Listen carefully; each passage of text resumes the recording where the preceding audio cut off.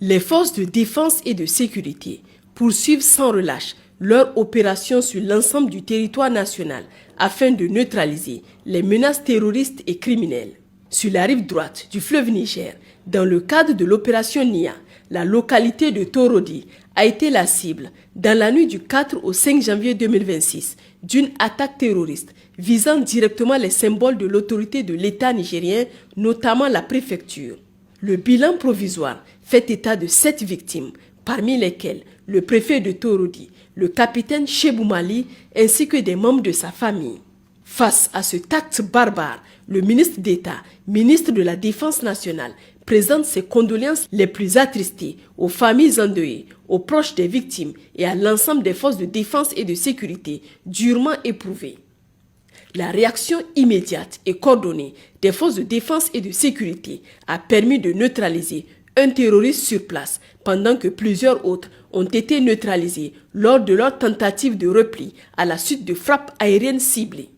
Aussi, une opération aéroterrestre a été déclenchée afin de démanteler les cellules terroristes évoluant dans la zone, neutraliser leurs relais locaux et briser durablement leur capacité d'action. Parmi le matériel récupéré figure une motocyclette immatriculée dans un pays voisin, une arme ainsi qu'une radio de communication. Cette moto constitue un indice matériel probant attestant que cette attaque s'inscrit dans une dynamique terroriste transfrontalière, structurée, bénéficiant non seulement de complicité locale, mais également d'un soutien logistique, informationnel et opérationnel relevant d'un véritable sponsor stratégique. Ce sponsor stratégique, agissant par intermédiaire, relaie aux sous-traitances terroristes, fournit aux groupes armés des facilités de circulation, des moyens de communication, des ressources et des zones de repli dans le but manifeste de porter atteinte à la stabilité, à la souveraineté et au choix politique du Niger. Le matériel saisi et les indices collectés ont été remis aux services compétents pour une exploitation approfondie afin de situer toutes les responsabilités. Sur la rive gauche du fleuve Niger, dans le cadre de l'opération Al-Mahou, le lundi 29 décembre 2025, au cours d'une patrouille de sécurisation dans la périphérie d'Abala, les éléments des forces de défense et de sécurité ont surpris un groupe de terroristes dans le village de Saraye.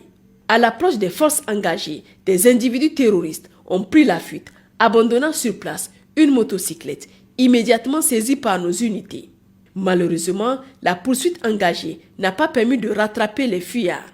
Dans le cadre de l'opération Damissa, menée dans la région de Dosso, les forces de défense et de sécurité ont conduit le jeudi 1er janvier 2026 un raid offensif ciblé dans les secteurs de Koutoumou et Sabonrehi.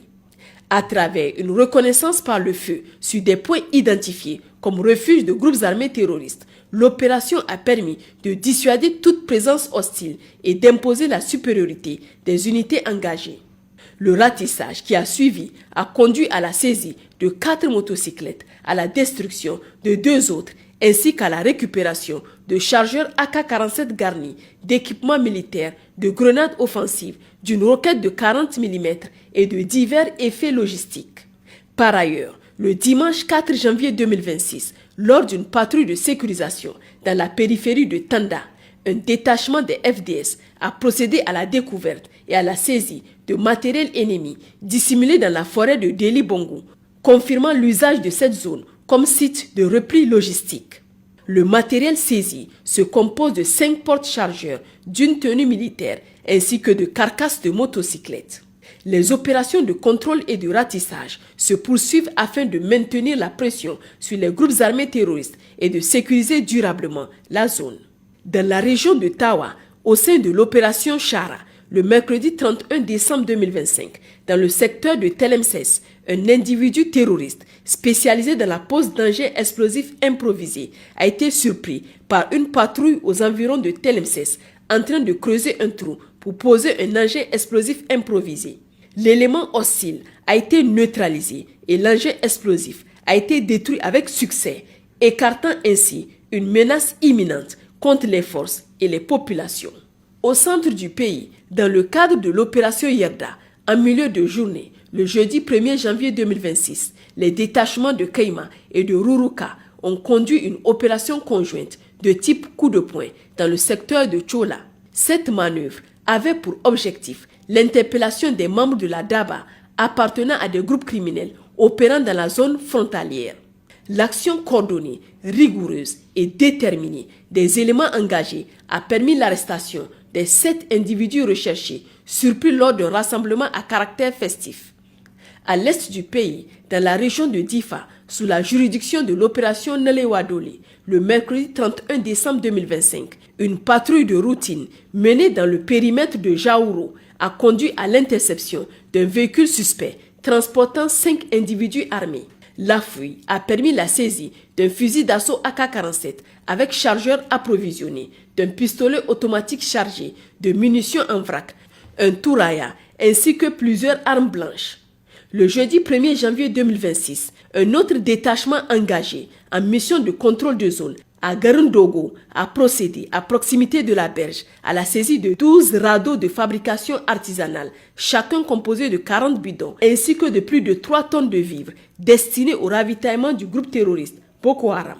Par ailleurs, le lundi 29 décembre 2025, les autorités militaires de Toumour ont enregistré la reddition de 7 ex-combattants du groupe terroriste Boko Haram, dont 3 femmes. Dans le même contexte, 2 ex-combattants se sont rendus volontairement aux autorités administratives et sécuritaires de Bosso le 6 janvier 2026. À l'occasion de leur reddition, ils ont été pris en charge par les services compétents et ont procédé à la remise d'un lot de matériel de guerre comprenant 2 fusils d'assaut AK-47, 11 chargeurs approvisionnés, 2 grenades à main, 2 porte-chargeurs ainsi qu'une arme blanche. Ces actes, salués par les plus hautes autorités de l'État, s'inscrivent dans la dynamique de désengagement et de réintégration encouragée par l'État. Les autorités réitèrent leur appel aux compatriotes encore égarés à abandonner la voie de la violence. Les opérations militaires se poursuivant sans relâche contre tous les sanctuaires terroristes. Chers compatriotes, l'évaluation de la situation sécuritaire observée au cours de la semaine écoulée fait ressortir un climat globalement maîtrisé sur l'ensemble du territoire national malgré l'attaque terroriste survenue à Torodi.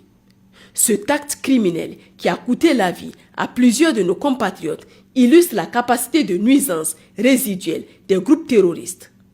Il n'altère toutefois en rien la maîtrise opérationnelle globale assurée par les forces de défense et de sécurité qui ont réagi avec célérité et fermeté, neutralisant des assaillants et poursuivant activement les réseaux impliqués. Les opérations offensives de contrôle et de sécurisation se poursuivent sans relâche sur l'ensemble du théâtre des opérations avec un renforcement du dispositif dans les zones sensibles afin de prévenir toute tentative de récurrence et de garantir la protection des populations et des institutions. Par ailleurs, dans un esprit de vigilance renforcée et de sursaut patriotique, les forces de défense et de sécurité exhortent les populations à intensifier leur collaboration en signalant immédiatement toute situation suspecte ou comportement inhabituel observé dans leur zone de résidence. La participation active des citoyens demeure un levier déterminant dans la lutte contre les ennemis de la nation. À cet effet, les lignes d'appel d'urgence restent pleinement opérationnelles 24 heures sur 24. Forces armées nigériennes 40-40, Gendarmerie nationale 40-00, Garde nationale du Niger 280, Police nationale 83-83. Les forces de défense et de sécurité réaffirment leur engagement total aux côtés des populations pour préserver la paix, défendre la souveraineté nationale et faire échec à toute entreprise de déstabilisation. Vive le Niger, libre et souverain.